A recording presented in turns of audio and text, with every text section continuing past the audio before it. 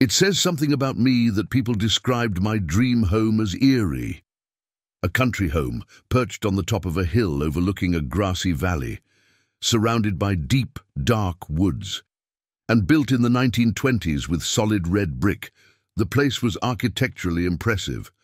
But it certainly was a place where you would set a horror movie. It was a perfect setting for how my life would unfold shortly after moving in. I tried to combat the creepiness of the house as much as I could. Item number 1 on that list was to seal off an odd little room with nothing but a sink in it in the basement.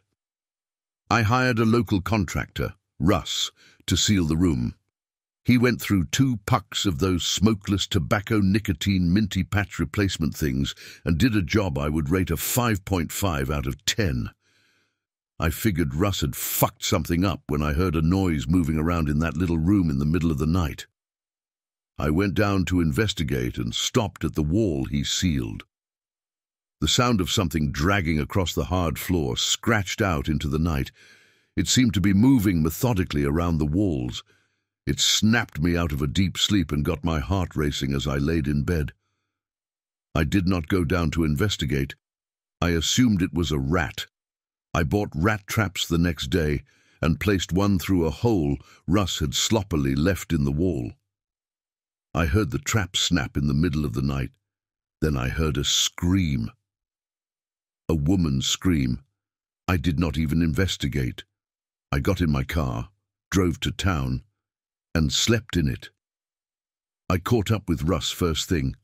I brought him back to the house under the guise of having him fix the hole he left in the wall, but really just not wanting to be alone when I checked the sealed-off room. I watched Russ go in and come back with the same dumb look he always had on his face. The trap snapped, but there's no rat. Looks like it took the bait, though, Russ explained. I was thinking about how I had not even bothered to put food on that trap when Russ's face finally changed.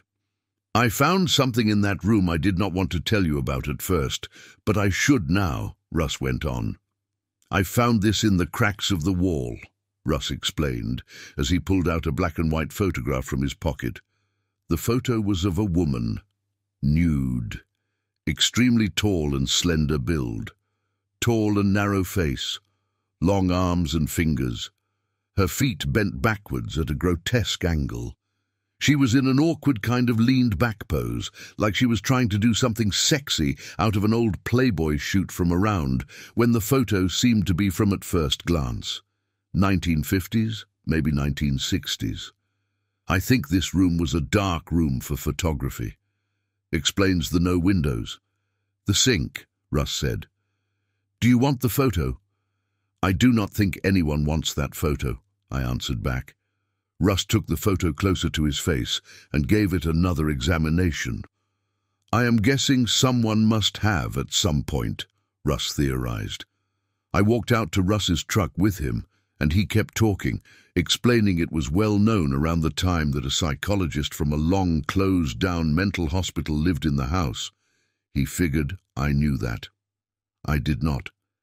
Supposedly the place, and the guy creeped people out. Russ gave me his parting words. I will throw away the photo. I stayed in the house. I did my best to remind myself I was a 35-year-old man and ghosts were not real. The sounds in the basement were a coincidence. I heard the crawling and scraping noise down in the basement again that night. It was just a rat. Just a rat. I thought to myself as I descended down into the basement. I looked through the crack Russ's shoddy work had left and caught just a glimpse of a tall, thin, nude woman with long black hair draped over her face. She was walking around the perimeter of the room in a numb circle. It was the woman from the photo. I got out of the house, but I was not ready to completely give up on my dream home just yet. I went to the only person I knew in the area. Russ met me, seeming guilty and like he knew I was going to reach out. The first thing he said to me gave me the chills. There's another photo I found I did not show you. Russ's second photo was even more disturbing than the first. He showed me another black and white shot, this one of the same shockingly tall nude woman, looking hollow, this time holding a baby. This photo was more gutting than scary. You could sense something was wrong with the way the woman was holding the baby, her eyes scared, her grip tight, like she knew someone was going to take the baby away. "I know who the baby is," Russ muttered as I looked at the photo. "Her name is Cassie. She lives in a trailer in the woods." Russ followed that up by explaining he could take me to her trailer. Cassie would probably want to see that photo, and it could help figure out what was going on at my house so someday I could live there and not be haunted. The county built a park on the ground of the mental hospital where my home's former owner worked. It seemed morbid, but it certainly was beautiful. Endless acres in the foothills of the mountains, peaceful and serene, the perfect place to go when you lost your mind to be forgotten by society. Russ explained to me, Cassie was a 6 feet 6 inches basketball star at the local high school in the 1980s, leading the plucky little school to the state title in each year she was there. She was wanted by every college in the country, but she wasn't interested in leaving the town.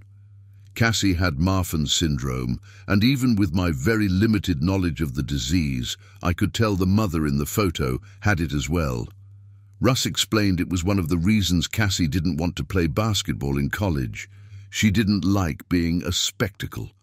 Cassie went on disability and got a trailer and parked it deep in the woods of the park, where the mental hospital was, and the county kind of just looked the other way for decades. She walked into town to get her mail and supplies, and that was the only time anyone saw her tall and slender frame slinking through the town. I knocked on the door of Cassie's trailer about 100 times, and never got an answer until I started to walk away. I heard the door open behind me, and a raspy voice whispered out. Cassie first came off ultra dismissive of me even being there. Then I told her I had a photo of her mom, and she invited me right in. I showed Cassie both of the photos. She looked at them for 5 full minutes before responding in any kind of way. I explained I thought her mom's spirit might be haunting my house. She shot back that someone had haunted her entire life, watching her, taking photos of her. No photos, no photos, no photos. She just kept repeating. Looking at Cassie was heartbreaking. I could tell she was a gentle soul, but tortured her entire life with a giant piece missing from her because of her mom. And I had to agree. I got the feeling someone was watching us the entire time I was in Cassie's trailer. I kept trying to peer out of her curtained windows, thinking I heard someone walking out there. Me explaining my haunting seemed to open up Cassie. She loosened and sat cross-legged on her bed in the cramped little trailer, which reeked of ammonia. They came once a year for years, until I moved out here, Cassie explained. They took pictures of me. I think they still try, through the windows. That's why I cover them. Cassie held up. She fought back against something that was running through her mind. Something I assumed was horrible. I was adopted. Weird older couple. I was never told anything about my real parents. Once a year, men came from the hospital. Cassie cut off her story in a way that suggested to me there was a lot more to it she couldn't proceed with. I didn't push it. That's why I have to live in a place with only one room. I know if people are here or not. I lived in places with more than one room, and they show up and take pictures. I'll see the flashes in the night, Cassie went on, fidgeting in her seat. I started to press Cassie on more details. What did she know about her mom? What did she know about the people who took the photos of her? She stopped volunteering information. Then she asked me to leave. I decided to go back to my house and try and tough it out. I now viewed what was going on as more of a mystery than a haunting. That's not to say I wasn't terrified every second I was there. Somehow, though, I was able to fall asleep. I woke up to a light outside my bedroom window, trickling in through the cracks in the blinds. It was enough to make me stir and then get wide awake when I could tell it was a flashlight beam parting the blinds. I whipped the blinds open and saw nothing outside my window. I was fully rattled, and that was before I heard movement down in the basement again. Fuck, fuck, fuck, fuck, fuck. I knew I shouldn't have come back to that house. I knew Cassie's mom was down in the basement, stumbling around, torturing me. I was terrified of creeping down into the space and seeing her again. But I also had an idea. I crept down to the basement quietly and made it to the old dark room. I peered in through the hole which was still there. I got my phone out and got my camera ready, stuck it in the hole in the wall and looked around it. Through the screen of my phone, I saw what I was recording, the tall, nude, scary woman stumbling around the space again. She wasn't alone. Standing in the corner were two older men, dressed professionally, holding cameras and snapping photos of her. The men looked up at me angry, a few seconds into me recording video, their eyes cold and angry. I went to Cassie's camper. I showed her the 5 seconds of video I had of the thin woman in my basement with the men taking pictures, and she started to share so much more with me. Cassie knew much more about her mother and the ghost in my basement than she had led on. Someone who worked at the mental hospital tracked her down one day when she was a teenager and told her everything. The psychologist who lived in my house had a side business taking nude photos of the women at the mental hospital back in the day. There was a black market he would sell them on, and it's part of why he was able to afford building the then luxurious house I now lived in. Her mom suffered from Marfan's syndrome. She was blind from it and had mild mental conditions, but was otherwise fine. Regardless, she was lobotomized at the hospital, leaving her more or less a blind vegetable after she was caught kissing another woman in the facility. Yet there was still something stunning about her mom. She was beautiful and haunting. They even had a pet name for her on the market. Her name was Elizabeth, and she became Thin Lizzie. Cassie spat as she said the name out loud, rage building in her soul. Cassie had to stop more than a few times as she struggled to get this all out. Especially when she explained she was the result of something so heinous she wouldn't actually talk about it, other than saying the people at the hospital arranged something with her mom and that Cassie was the result. She also explained that her mom knew she had a daughter, though she wasn't even coherent enough to give her a name. Cassie theorized me being a new person being in the house had probably stirred up her mum's spirit. The dead psychiatrist's family had the house for years after he died, but no one had ever moved in. Maybe they ran into your mom? That's why they wouldn't move in, I theorized. Cassie agreed it was a good theory, but she also thought the two of us trading shots was stirring up the other spirits, the ones that would terrorize her mom and her, She could bear it herself, but she didn't want her mother's spirit tortured down in that sealed-up dark room, with the spirits of her torturers taking pictures of her in the afterlife. I had an idea. Cassie would stay at my house that night. So would I. We would see if we could intentionally draw out the spirits this time. Cassie and I had a nice dinner. Talked about things in life outside what we were doing as much as we could as the sun went down. I was genuinely interested in her basketball career, and she was happy to share. She hadn't had a real conversation with people in decades. I could finally see through her veneer of fear and trauma and see who Cassie really was. She may have been in her 50s at this point, but she still looked and felt like a little girl. She was never able to mature. The dinner we had seemed to soothe her for just a little bit momentarily, and I was happy to provide that. Then we had to go to bed. I knew I wasn't going to go to sleep, but I thought each of us should go to bed to not tip off anything to the spirits in the basement about our plan, as if we were going to trick the supernatural or something. I woke up to the sound of crying coming from the basement. I followed the cries down to the basement and found Cassie outside of the room where her mom had been appearing. Cassie was laid out on the floor, crying uncontrollably and writhing on the dirty ground. I approached slowly. Once I was a few feet away from Cassie, a bright flash splashed across the room. She screamed in pain and was dragged across the floor by an invisible force. The flash went off for a second, and, for the briefest of moments, I saw what looked like those two men from before, standing over Cassie, taking pictures of her on the floor. I stepped up to Cassie, and that flash came right at me again, stunning and blinding me. I kept my balance enough to stumble over to the sealed room, falling into it and having my face smash right into the hole where I could see in. Thin Lizzie's face instantly greeted mine as soon as I opened my eyes in that hole. Her cold grey pupil was just inches from mine. I could smell a thick stench of death coming out of the space. A crazy idea flashed through my head. I looked at the boards that sealed Thin Lizzie in. I looked at her hands trying to reach out of the space at me.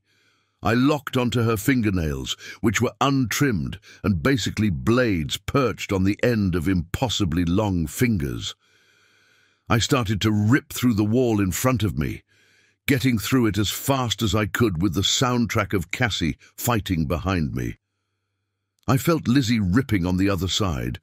I watched Lizzie tear through the rest of the wall and go right to where Cassie was fighting with the men. It was clear Lizzie was wrestling with the two older men I had seen in the dark room before. The men looked exceptionally startled by Lizzie being freed and in their faces. In a flash, Lizzie had a hold of both of them with her claw hands. I was ready to join the fray, but quickly thought I wasn't needed. With Lizzie's help, Cassie was able to get the jump on the men. The two women, one of them in flesh and the other in spirit, pushed the two men up against into the back of the hallway. Cassie and Lizzie showed no relent. They kept pushing at the men. They got them pinned up against the wall, and there was nothing left they could do. I started to feel like a proud parent when I watched Cassie and Lizzie lock eyes for a moment with the two men beaten back. Lizzie reached forward and slapped the cameras out of their hands. Then Cassie and Lizzie wasted no time going after the men. Lizzie slashed at one of them with her nails, right across his neck. Cassie started choking out the other. Both women took out the men right before my eyes, and rather quickly, eviscerating them into nothing. There was no blood, no screaming, just watching the men disappear before my eyes.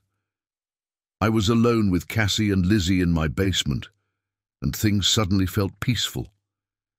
The two of them uncoiled their rage and caught their breath in the hallway. I started to back away, wanting to give them their own moment.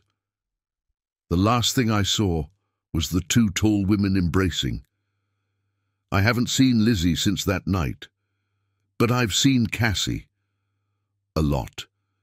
I brought Cassie back to her trailer, and we had a sad goodbye. She had a feeling she would never see her mum again after she left my house that night, though she also said she thought that was for the best. My house suddenly felt fine. I slept like a rock that first night. Then for weeks after that, until I was woken by my doorbell ringing in the middle of the night, I grabbed a bat and slid up to the door, trying to see out, see who was ringing me so later. My grip loosened when I saw Cassie outside. I let her in. She explained she now couldn't sleep at her place, all alone out in the dark and cold woods. Was she crazy? Yet she also didn't know anywhere else to go. I was the only friend she ever really had. Could she stay the night in my guest room? Yes, she could. She could stay forever if she wanted to.